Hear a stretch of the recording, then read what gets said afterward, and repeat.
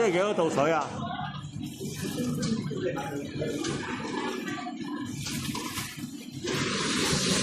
我睇咧，你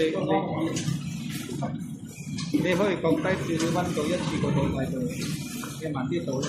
反過來，點解呢個反過來轉？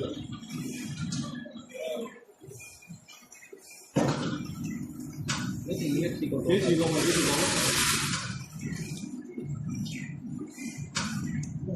呢個頭先稱嗰個 K 半係嘛？係 K 半。我哋兩張。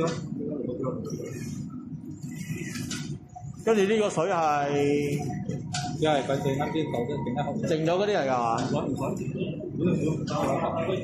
好就。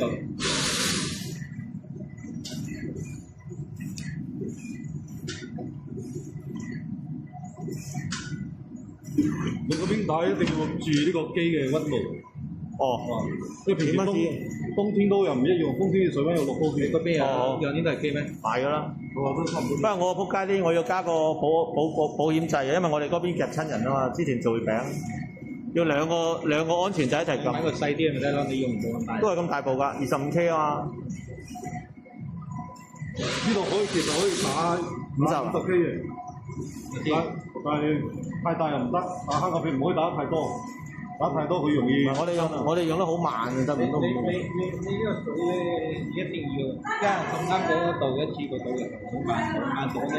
有時你呢個打啱俾下一次一啱，你明唔明我意思？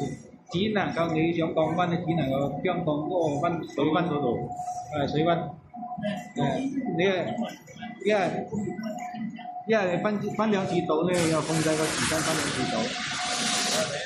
我會講一下。把它壓一團一，然後再轉來的，轉過來了，轉過來了，